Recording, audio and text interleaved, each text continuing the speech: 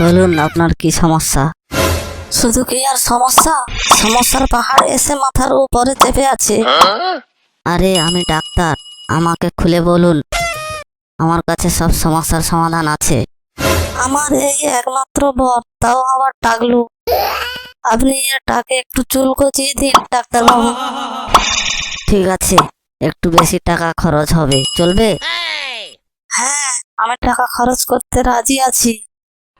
শালা এই টাগলুর বউ টাকা খরচ করার জন্য একদম অস্থির হয়ে উঠেছে। এদের কাছ থেকে মোটা মাল কামাতে হবে। ডাক্তার বাবু বলুন কত টাকা লাগবে?